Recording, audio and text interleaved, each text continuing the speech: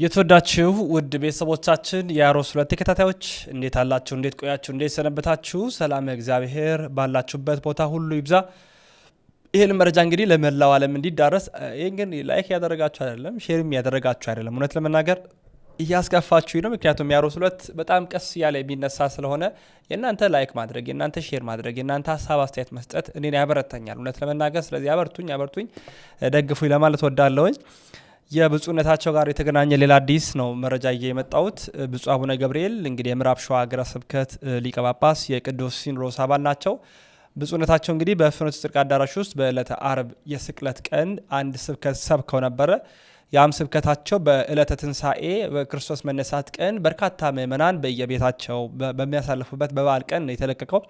ታዲያ የስህተት ትምህርቶች በዝተውበት ነበር እና በጣም መነጋገሪያ የሆኑ ጉዳዮች ተነስተዋል። ለዛ የሚመስሉ በአንድ ወቅት ቀደምም ብለው ኋላም ትምህርቱን ከሰሙ በኋላ የተለያዩ መምህራን መልስ ሰጥተውበታል። ታዲያ ዛሬ ረዘም ያለውን የማስደምጣችሁ ዲያቆን ብርሃን አድማስ በአንድ ወቅት ያስተማረው ስለ ቤዛነት የሰጡትን ምላሽ የሰጡትን መልስ ነው ማስደምጣችሁ። ብፁዕ አባታችን ብፁዕ አቡነ ገብርኤል ምን አሉ የምትለውን በቁንጽሎ ያስደምጫችሁ። ግን በይበልጥ የዲያቆን ብርሃን አድማስን ትምህርት ነው የምንከታተለው። ላይክ አድርጉ፣ ሼር አድርጉ። ድንግል ማርያም ቤዛዊት ዓለም አትባልምን? ምን ያህል መልሶቻችሁ ምን ያህል አትባልምን? ጥያቄው ለእናንተ ተውኩ። ኦርቶዶክሳዊ የሆነ መልስ ግን እንደሚከተለው ከመምህራኖቻችን ተከታትለን እንመለስ። እኛ ቤዛችን እኮ ምንላት እኛን ወክላ ስለ ዓለም ደና እሷ ፈቃደኛ መጥቷን ከማን ሰው ይሆናል? ሌላ አማራጭ አመታል ብለን ልናስብ ነው ወይም ሌሎችን ነገሮች ልንል ነው? ተመልከተው ተክልዬ እመቤታችን ከፍጥረት ሁሉ የተለየች ናት የምንለው ለዚህ ነው። እሷም የመጨረሻዋ ንጽሕት እሷ ደግሞ እርግጠኛ ነው እሷ በፈቃዷ ነው የሚያደርገው እንጂ እንደዛ እንደምትኑ ሁሉ ክርስቶስ እኮ ያውቃል። ግን እኛ ራሱ እንድንድን ከዚያ ምልልስ እንድንድን ነው። ምክንያቱም አንዳንዶቹ ምልልሶች ለኛ ናቸው እንጂ ለማርያምም ለጌታም አይደለም። እንዲህ ብዬ ማስረዳት እችላለሁ። አብርሃምን ልጅህን መስዋዕት አድርገህ አቅርብልኝ አለው። ለምሳሌ ጌታ በወንጌል ተጽፏል። በወንጌልም ቅዱስ ጳውሎስ ጠቅሶታል። በኦሪት ዘፍጥረት ተጠቅሷል። እና የልጁ ደም አያስፈልገውም። በኋላም ይስሐቅ አልታረደም። ታዲያ ለምንድን ነው እግዚአብሔር አብርሃም ልጅህን መስዋዕት አድርገህ አቅርብልኝ ያለው ብለን ብንጠይቅ ልጁን እስከ ማቅረብ ድረስ አብርሃም እንደሚታዘዝ ለማወቅ ነው እንዳንል ከማድረጉ በፊት እንደሚያደርግ እግዚአብሔር ያውቃል አያውቅም ተብለ ምንድነው መልሱ? ያውቃል። ስለዚህ ተመልከት ያደረገው ስለማወቅ አይደለም። ያደረገው ስለ ሁለት ምክንያቶች።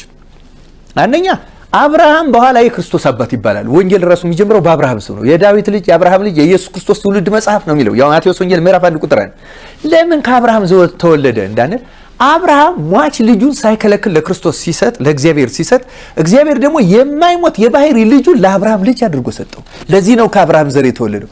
ከአብርሃም ይሄን እንድናውቅ ነው። ልጅህን መስዋዕት አድርገህ አቅርብልኝ ሳይለው ግን ከአብርሃም ዘር መወለድ ይችላል አይችልም? ይችላል። እየቻለ ለምን እናደር እኛ እንድናውቅ ለምን ከአብርሃም ዘር እንደተወለደ እንድናውቅ ነው። ተክለየ ዋናው ዓላማ ይሄ ነው። ስለመቤታችንም ያቺ ምልልስ የተጻፈችው የመቤታችን ንጽህና እና ድንግልና ከዚህ ዓለም ከዘር ከሩጋቤ የመውለድ ፍላጎት የሌላት በንጽህና የሚመስላት የሌላ መሆኑን እንድናውቅ ነው እንጂ ክርስቶስ ያንን ስለማያውቅ አይደለም መልአኩን እንዲጠይቃት ያደረገው። እግዚአብሔር ስለማያውቅ ስለሱ ዕውቀት ስለኛ ዕውቀት ነው ይሄ የሚደረገው። አሁንም ብዙ ሰዎች የማይገባቸው ይሄ ነው። ሐሳቡ የዓለም ድነት እንደሆነ ብዙ አያውቅም። መጽሐፍ የሚናገረው ግን ስለ ዓለም ድነት ፈቃደኛ ሆና የተገኘችውና ዓለምን ወክላ ስጋዋን ሰውነቷን ንጹህ አድርጋ ጠብቃ ስለ ዓለሙ ቤዛ ማለት እኮ ከዓለም ከሰው ስጋ መንሳት ነበረበት። ዓለምን ተክታ ብቸኛ ቤዛ ሆና የተገኘችው ለክርስቶስ ሰው ሆነ እሷ ነች። ቤዛችን መድኃኒታችን እኮ ምንላት ለዛ ነው። ይህ ትምህርት መቼ የሚሰጥ መቼ እመቤታችንን ቤዛዊተ ዓለም አትበሉ የሚል ግዙፍ አጥር ዘላይነት ነው። የቤዛን ትርጓሜ ሊቃውንቱ እያስረዱ እያብራሩልን ነው። ይሁንና ስህተቱ የተሰበከው በአንድ ብፁዕ አባት ነውና ከዚህም አለፍ ያለ ነገር የሚያስፈልገው ነው። ይህ ትምህርት ኦርቶዶክሳዊት ቤተክርስቲያን አስተምህሮ አለመሆኑ ሊቃውንቱ በማህበራዊ ሚዲያ በተለያየ መንገድ እየገለጹ ቢሆንም በመዋቅር ደረጃ ባሉ ተቋማት በተለይም በሊቃውንት ጉባኤ በኩል የስህተት ትምህርት መሆኑ ቢገለጽ ለወደፊቱ መዋቅራዊ እርምቶችን ለመውሰድ ጥሩ ልምድ ይሆናል። የተዘነጋው የጉባኤ ሊቃውንትም ልዕልናም በዚሁ ጊዜ ቢታወስ። ይህን ያስተማሩት አባት ስላስተማሩት የስህተት ትምህርት ማብራሪያ ሳይሆን በአደባባይ ይቅርታ መጠየቅ አለባቸው። የኢየሱስ ክርስቶስ ቤዛነት ከእመቤታችን ቤዛዊትነት የተለየ መሆኑን መግለጽ ሲገባ የክርስቶስን ዳግማዊ አዳምነት በመስበክ ሽፋን የድንግልን ዳግማዊት ሔዋንነት መካድ በመሆኑ ማብራሪያ ሳይሆን ይቅርታ ያስፈልገዋል። የቤተ ክርስቲያኗ ሚዲያዎችን በፍጥነት በዚሁ ትምህርት ዙሪያ የሊቃውንት ውይይት ማዘጋጀትና ማስተማርም ይኖርባቸዋል። እንደ ፍኖተ ጽድቅ ያሉ ሚዲያዎችም ከዚህ በፊት በአዋቂዎቻቸው ክትትል ስር ናቸው ቢባልም እንዲህ ያሉ ግመል የሚያክሉ የስህተት ትምህርቶችን አደባባይ እስኪያወጡ ድረስ አዋቂዎቻቸው የት ደረሱ ከማለት በዘለለ ግሳጼና ማስጠንቀቂያም ያስፈልጋቸዋል።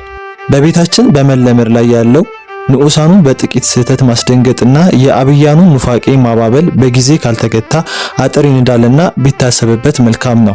አውቆ የተኛን ቢቀሰቅሱት አይሰማም ይባላል። ይሄ እንግዲህ ተመልከት፣ ቢሆንለት ደስ ይለዋል። ጣዖት ቢመስልለት እንዴት ያለ ድንዛዜ ነው!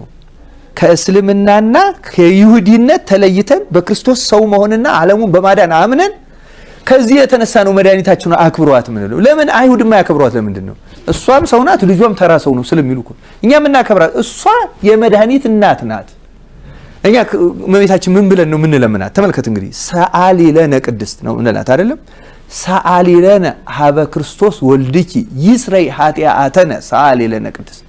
ተመልከት፣ ሰአሊ ለነ ሀበ ክርስቶስ ወልድኪ፣ ከልጅሽ ከክርስቶስ ለምኝልን ከመ ይስረይ ለነ ኃጢአተነ፣ ኃጢአታችን እርሱ ይቅር ይለን ዘንድ። ስለዚህ ኃጢአትን ይቅር የሚለው ማን ነው? ኢየሱስ ክርስቶስ። በእርግጥ በኢትዮጵያውያን ጳጳሳት ታሪክ በሃይማኖት አስተምሮ ሆን ብለው ያፈነገጡ ትምህርት በይፋ ያስተማሩ ተጸጽተው መሰሳታቸውን አምነው የተመለሱ አንድም ጳጳስ የለም። በችግሩ ላይ ችግር ሲደርቡ ኑረው ከጴንጤ ያልተለየ ትምህርት ተሸክመው ወደ መቃብር የሄዱ ጳጳሳት ታሪክ ግን ይታወቃል። ፕሮቴስታንት ተሐድሶች በሚጽፉት አንዳንድ መጽሐፍ አንዳንዶቹ ጳጳሳት ወንጌል የበራላቸው በሚል አዳንቀው ጽፈው አንብበናል። በዚህ ዘመን በሕይወት ካሉት ሆን ብለው ከሚቀስጡ ጳጳሳት ይቅርታ ተሳስቻለሁ የሚል ሐሳብ ይወጣቸዋል ብለን መጠበቅ በእርግጥ የዋህነት ነው። ተሳስቻለሁ የሚል አካል የሚኖርበት ዘመን ላይ አይደለንም ያለነው። ወደፊትም ጊዜ እየጠበቁ መጥፎ ሽታ ያለው ግሳት ማክሳታቸውም አይቀርም። በይፋ በአደባባይ ይቅርታ ተሳስቻለሁ ብለው ይቅርታ ከጠየቁ እኛ አባት በታሪክ የመጀመሪያ ይሆናሉ። ለአሁኑ ግን ጅምር ቤዛ ላይ ጨርሰን ወደ ሌላ ብናልፍ ድንቅ ነው። 100 ዳቦ ከመላስ አንድ መጉረስ ይመስላል ኃይል የሚሆነንና ብዙ ሰዎች መልስ እየጠበቁ ያሉበት ሰዓት ስለሆነ አሁን ደግሞ በእመቤታችን ሞት ዓለም ድኗል ወይ ወደሚለው ሽፍት ማድረግ ሳይሆን ቀጥታ ቤዛ ምንድነው የሚለው ላይ እንየው ነው። ቤዛን ቤተክርስቲያን አሁንም ሲናገር እየገባን ተዋራ ከሆነ መግባባት አንችልም፣ መጫጫህ ነው የሚሆነው። አሁን የሰጠው ከቤዛ ይናገራል። ይቅርታ ሊቃውንት አይመለከቱትም። እርሱን ከእሳቸው ጋር እያወራው ስለሆነ እርሱ ዝም ይበሉ። በተራውት ይናገራሉ። በኋላ እርሱን አልጠየቅኩትም። እኔ አሁን ያስቆምኳቸው ለምንድን ነው እንዳይናገሩ ወይም ለማደናቀፍ ሳይሆን ከርዕሱ የወጣ ነገር አይደለም የተናገርኩት። ቤዛዊት ለምሳሌ አሁን ቅድም አንዳንድ ሰዎች የከረተሱት አለ ብለዋል። ይህን ታሪክ ነው እያሉ ነው ወይስ ስለ ሌሎች ነገሮች ነው እያወሩ ያሉት? የቤተክርስቲያኒቱን ነገር እቀበላለሁ ብለዋል። ይህ ታሪክ በእርሱ ዘንድ ቅቡልነት አለ ወይ? ማርያም የሞተችላቸው ነፍሳት አሉ ወይ? እሱም በግልጽ ይንገሩ።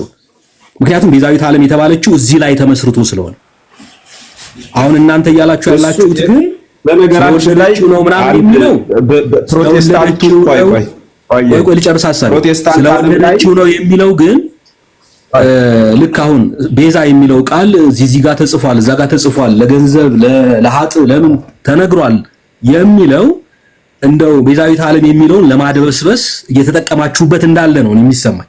አውቀዋለሁ፣ ያው የቤቱን ማካሄድ ስለማውቀው እንደሱ አይነት ነገር ነው እያደረጋችሁ ያላችሁት። አሁን ይህ ታሪክ ነገረ ማርያም ነው።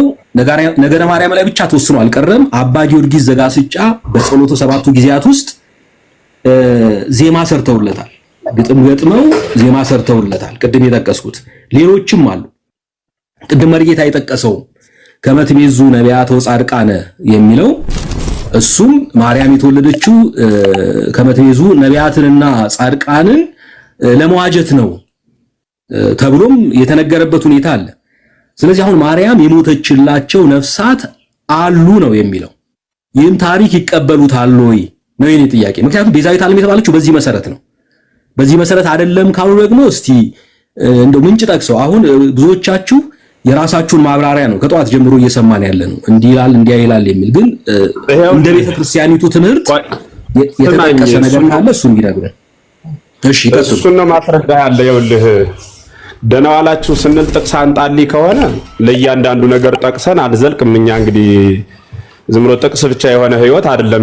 ህይወት ራሱ ምግብ የሰው ልጅ እንደሚያንቀሳቅስ ጥቅስ አንጣ እንዲህ የሚባል ጥቅስ የለም። እያንዳንዱ ሐሳብ የእመቤታችን የጌታ እናት መሆኗን ጥቅስ ንገረኝ። ይሄ ዓለም ያወቀው ፀሐይ የሞቀው ሐሳብ መጽሐፍ ቅዱስ ላይም የተቀመጠ ሐሳብ ነው። የጌታ እናት በመሆኗ ነው እሱ ላይ ነው ማብራሪያ እየሰጠው ያለሁት እንጂ አሁን አንተ እንደምትለው እመቤታችን ቅድስት ድንግል ማርያም አንተ ያነሳውን ሐሳብ ይዘህ በራስ ማብራሪያ ነው የምትሰጠው። ሌሎቹ መምህራን በራሳቸው ማብራሪያ የሚፈልግ ጉዳይ ስለሆነ እኮ ነው የምናብራራው። የማይብራራ ዝም ብሎ ራሱ ብቻ ተጠቅሶ በቃ እንዲህ ይላል ብቻ የሚል እምነት እኛ እንደሱ አይነት እምነት የለንም። ምክንያቱም መጻሕፍት ካልተተረጎሙ ገብስ ካልተፈተገ አይበላም። መጻሕፍትም ካልተተረጎሙ አይያዙም። ትርጓሜ ያስፈልጋቸዋል። የሚተረጎሙ ናቸው።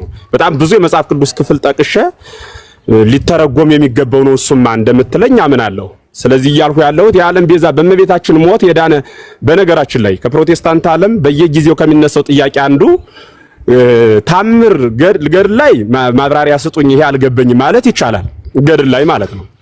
ታምር ላይ ግን ማብራሪያ መስጠት የሚፈልግ መምህርም እርሱ የዋህ ነው፣ የሚጠየቀው ሰውም አላዋቂ ነው ብዬ ነው የምተቸው። እንዴት ካልከኝ ተአምር እኮ ነው። ተአምር ማለት መልዕልተ ሕግ ነው። ምሳሌ በእመቤታችን ሞት የተረፈ ወይም ከሲኦል የወጣ ነፍስ አለ ወይስ የለም የሚለው ጥያቄ እኔ ማብራሪያ አልሰጥም። እንዴት ካልከኝ ከአቅም በላይ ነው። ምክንያቱም መጽሐፉ ራሱ መጀመሪያው ተአምር ነው የሚለው። ተአምር እያለ ተአምር ማለት እኮ ከሰው ሕሊና በላይ የሆነ በፍጡርና በፈጣሪ መካከል የተሰራ አንድ ልዩ ከአስተሳሰብ ውጭ የሆነ ማለት ነው። ይህ ደግሞ በእኛ አስተሳሰብ ውጭ ቢሆንም በአምላክ አስተሳሰብ ግን የሚዳኝ ነው። ተአምር ለሚለው ቃል ማብራሪያ አምጡ። እኔ ለተአምር ማብራሪያ አልሰጥም። ተአምር ከህሊና በላይ ነው። በመንኳን በእናቱ ሞት ይቅርና በቅዱሳኑ ሞት ሁሉ ነፍሳትን እንደሚምር ቃል የገባ አምላክ ነው። መሐሪ ስለሆነ እርሱ ማረን፣ በቅዱሳኑ ጸሎትና ረድኤት ደግሞ እንደሚምረን ራሱ ባለቤቱ ነግሮናል። የት ላይ ካልኸኝ እናንተ እንግዲህ በምድር ያሰራችሁት በሰማይ የታሰረ ነው ማለት ስልጣንን ለሐዋርያት ሲሰጣቸው የሚያስር የሚፈታ ስልጣን ሰጧቸዋል ማለት የጸለዩለት እንደሚጸድቅ የማይጸልዩለት ደግሞ ከነርሱ ውጭ የሆነ ሰው ደግሞ በኃጢአት ቀንበር ቢያዝም የሚያላቅቀው ካህን ከሌለው ድህነት እንደሌለው ራሱ ባለቤቱ ወልደ እግዚአብሔር ኢየሱስ ክርስቶስ ነው የነገረን። ይሄን እያብራራን ምን ማለት ነው እያልን እንይዘዋለን። ማብራሪያ ስንጀምር ከራስህ ነው የምታመጣው የሚለው ቃል ከራሳችን ሳይሆን ከቤተ ክርስቲያን የነገረችንን ነው የምናብራራ ማለት ነው አይደለም። አሁን በመጀመሪያ ደረጃ መምህር በመጀመሪያ ደረጃ ተአምር አይደለም እኮ ይሄ ተአምር ሳይሆን የሚል ቃል አይደለም። ነገረ ማርያምን ያነሳ ነው። ተአምር ሳይሆን ማርያም የሞተችበትን ማርያም የሞተችበትን ሁኔታ ነው የሚያብራራው። ተአምር አይደለም። እሱን ነው ያ ነገር ነው። አሁን የእመቤታችን የሥጋ እረፍት በራሱ የእመቤታችን የሥጋ እረፍት በቤተ ክርስቲያን አስተምህሮ ሰው ስለሆነች ርቱ ፍርዱ የቀና ሥላሴ ለዓለም ሁሉ የነፍስ ከሥጋ መለየትን የሰጠ በእናቱ የማያደላ መሆኑ ለመግለጽ፣ በሌላ በኩል ደግሞ ከልጇ ጋር ሞትን ለመሳተፍ የተደረገ ሞት እንጂ እንደኛ የግድ ሞት የኃጢአት ሞት ከኛ በፊት እንደነበሩት ማለት ነው በብሉይ ኪዳን እንደነርሱ የሞተችው ሞት አይደለም የእርሷ ሞት። ለምን ከተባለ እሱ ሌላ ርዕስ ነው። አሁን ሐሳባችንን አይበቱም። አሁን እኛ እያልን ያለ ነው ማርያም ቤዛ ሆና የሞተችላቸው ነፍሳት እንዳሉ ነገረ ማርያም ይናገራል። ይሄ ተአምር አይደለም። ተአምር ሳይሆን ቀጥተኛ ስናነበው የሚገባን ማብራሪያም የማያስፈልገው ነገር ነው። እናንተ ለሁሉ ነገር ማብራሪያ እኮ መስጠት አይጠበቅባችሁ። ለሁሉ ነገር አንድምታ አያስፈልግም እኮ ምክንያቱም ግልጽ ነው። ለምሳሌ ጴጥሮስ ትምህርት አይደለም። ቆይ አዳም የሉተር ትምህርት ነው። ጴጥሮስ አይደለም ማብራሪያ ያስፈልገው የሚባል እንጂ የለም። ሁላ በራሱ ተአምር አይብራራም ማለት ተአምር አይብራራም። ተአምር አይብራራም አሉ አይደለ? ከተአምረ ማርያም ላይ አሁን ተአምረ ማርያም ላይ የተጻፈውን ደግሞ ስንጠቅስ የኛ አረዳድ አለ የኛ ትርጓሜ አለ ብላችሁ ትርጉም እንዳለው አድርጋችሁ ነው የምታቀርቡት። አሁን ወደ ነጥቡ እንመለስ። ወደ ነጥቡ ምክንያቱም ወደ ተለያየ አቅጣጫ ሐሳባችንን አትበታትኑ። አሁን ይወሰከኝ ያለው እንኳን ሐሳቡን ይጨርስና መምህር አንዴ ይሰሙታል። እርሶ ሲያወሩ አግዝ በጣም ሲሰማ ነበርና አንዴ ሐሳቡን ይጨርስ። ከዛ በኋላ ደግሞ የእርሱን ሐሳብ ለመስማት ጊዜ እንሰጡታልና ከዛ ግን እያንዳንዱ ቃል ሲናገር አይደለም የቆ አይ አሁን ይናገር አደምጠዋለሁ። በደንብ ሐሳቡን ጨርስ። እንደሱ የገባውበት ሐሳብ ቤዛ ላይ ስለሆነ በእርሷ ሞት የተረፋለ ወይ የለም ወይ የሚለውን ተውትና እያወራን ያለነው እኛ ቤዛ እመቤታችን ትባላለች ወይ ነው ጥያቄው። ጥያቄያችን ሚዩት አድርጉትና እሺ ኦኬ። አሁን ይሁሉ ወንድምነት እሺ፣ አንዴ ከይቅርታ ጋር ወንድምነት ቡና አልጠጣ ቤቱን ምራው ዳንዬ። ቴንክ ዩ። እሺ ወንድም ያ እሺ እሺ መምህር፣ አሁን ምንድነው የኛ ዋናው ጥያቄ እሱ ነው። እርሱ የተወዳችሁ ውድ ቤተሰቦቻችን እንግዲህ የዛሬ መረጃዎቻችን ይህን ይመስላሉ። በቀጣይ ደግሞ በቋሚ ሲኖዶስ የሆነ ሰበር የሆነ መረጃ ወጥቷል። ከብፁዕ አቡነ ገብርኤል ጋር በተገናኘ ሊቃነ ጳጳሳት እንግዲህ በአስቸኳይ ተጠርቷል። ምንድነው የሚለውንም ዜና ነው የማስደምጣችሁ። አመሻሽ 5 ሰዓት ላይ ነው እሱን መረጃ አመሻሽ 1 ሰዓት ላይ ነው እሱን መረጃ የማጋራላችሁ። ስለዚህ እሱን መረጃ 1 ሰዓት ላይ ጠብቁኝ፣ ተከታተሉኝ ለማለት ወዳለሁ። ወንድማችሁ ልዑል መብራቱ ነኝ። ያሮስን ምርጫችሁ ስለምታደርጉ እጅግ ደስ ያሰኘኛል። ያሮስ የእናንተም የኛም ነው። ተሰነባበትኩኝ።